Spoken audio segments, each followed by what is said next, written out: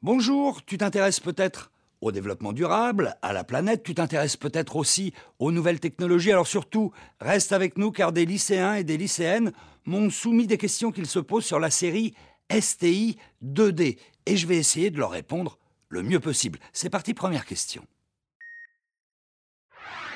Qu'est-ce que la série STI 2D? Commençons par le commencement. Alors la série Sciences et technologies de l'industrie et du développement durable te permet de préparer un baccalauréat technologique, industriel et polyvalent. En fait, tu entres dans cette série au lycée en classe de première et normalement, ça dure 2 ans. Alors dans cette série, tu vas acquérir une forte culture industrielle tout en intégrant les enjeux qui sont liés à l'environnement. En tout cas, c'est une nouvelle façon d'apprendre pour mieux réussir dans le supérieur. Alors, la série STI 2D te permet de poursuivre des études industrielles qui débouchent sur des emplois de techniciens supérieurs et de cadres intermédiaires. Et il faut savoir que ces emplois sont actuellement très recherchés dans l'industrie. On va prendre quelques exemples: dessinatrice en construction mécanique, technicienne en télécom et réseau, conductrice de travaux et pourquoi pas géothermicienne, domoticienne ou ingénieur du son.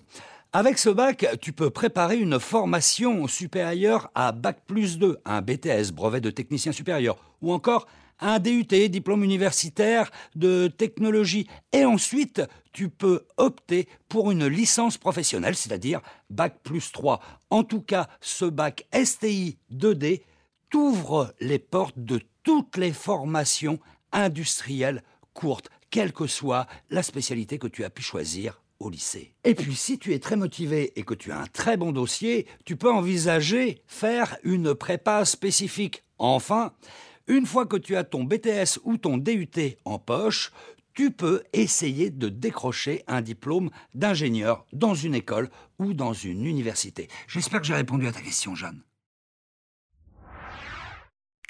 Eh bien non, Julie. Inutile d'être un crack en sciences, ce qu'il faut, c'est être curieux et intéressé par tout ce que les sciences et les techniques peuvent apporter comme progrès, comme amélioration dans notre quotidien. Tu n'étudieras pas de concepts très abstraits, les sciences sont enseignées en lien avec des problématiques industrielles et technologiques extrêmement concrètes.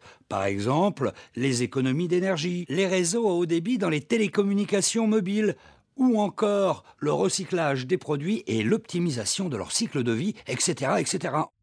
Qu'est-ce qu'on apprend en STI 2D? Eh bien, les enseignements de la série STI 2D sont principalement technologiques et ils prennent en compte des enjeux de société, le développement durable, mais aussi la compétitivité et la créativité. Alors aujourd'hui, construire une rame de TGV ou fabriquer un viaduc nécessite des technologies nombreuses et variées comme l'électronique, la mécanique ou l'étude des matériaux, parmi d'autres. Eh bien, ces matières font partie d'un tronc commun. C'est ce que l'on appelle les enseignements technologiques transversaux. Et c'est très concret, car à travers l'étude de quelques objets, par exemple une éolienne ou un GPS, tu vas aussi aborder des notions d'électricité, d'informatique industrielle ou de robotique. Et à côté du tronc commun, tu choisis aussi une spécialité parmi les 4 que je te cite. Il y a architecture et construction, énergie et environnement, innovation technologique et éco-conception, et enfin, système d'information et numérique. Quelle spécialité choisir? Alors là, surtout, Kim, il faut choisir la spécialité en fonction de tes centres d'intérêt. Si par exemple tu es admirative comme moi du viaduc de Millau, je te conseille la spécialité architecture et construction. Tu pourras ainsi étudier toutes les solutions techniques qui permettent de réaliser des bâtiments et des travaux publics. Si c'est l'informatique et les télécommunications qui t'intéressent, tu peux choisir la spécialité système d'information et numérique. Tu pourras ainsi, par exemple, apprendre à gérer et à transmettre des données numériques, qu'il s'agisse d'images ou de sons. Ou encore, un autre exemple, développer des systèmes virtuels. Il y a aussi la spécialité énergie et environnement, si tu t'intéresses à la production d'énergie, de toutes les énergies, ainsi qu'à la mise au point de systèmes qui en consomment le moins possible.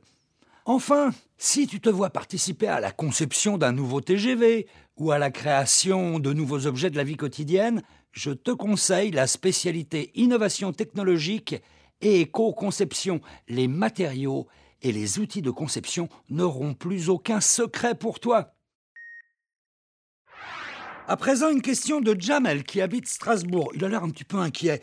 Y a-t-il beaucoup de maths et de physique-chimie? Alors là, c'est très clair. En ce qui concerne les maths, c'est 4 heures par semaine en première et en terminale. En ce qui concerne la physique-chimie, c'est 3 heures par semaine en première et 4 heures par semaine en terminale. Et il faut préciser une chose importante, les programmes de maths et de physique-chimie sont adaptés à l'étude des technologies. Encore une fois, c'est donc très concret. Alors écoute bien Julien, pour le baccalauréat, les épreuves de technologie comptent pour 50%. Les épreuves scientifiques, mathématiques et physique-chimie comptent pour 20%. Il reste donc 30% pour les autres disciplines, à savoir le français, la philosophie, l'histoire géo, le PS et les langues vivantes. Le compte y est. Alors oui Sarah, effectivement, il existe une épreuve obligatoire de technologie en langue étrangère au baccalauréat. Cette épreuve a pour but d'évaluer ton niveau de communication en anglais, en allemand ou dans une autre langue, dans un contexte technologique. Mais attention, you can't lose any points. Enfin, tu m'as compris, tu ne risques pas de perdre des points, car seuls les points au-dessus de la moyenne sont comptabilisés à l'examen. C'est plutôt une bonne nouvelle, non ? Voilà, j'espère que tu y vois un peu plus clair maintenant. Alors aujourd'hui, environ 1 lycée sur 3 propose cette série. Il y en a donc forcément un près de chez toi. En tout cas, si tu veux plus d'informations, n'hésite pas à te rendre aux journées portes ouvertes de ces lycées et tu pourras même y rencontrer des jeunes qui sont dans cette série. Bien entendu, tu peux aller aussi sur le site de l'ONICEP ou au CIO, le centre d'information et d'orientation le plus proche de chez toi. Allez, à bientôt et bonne chance!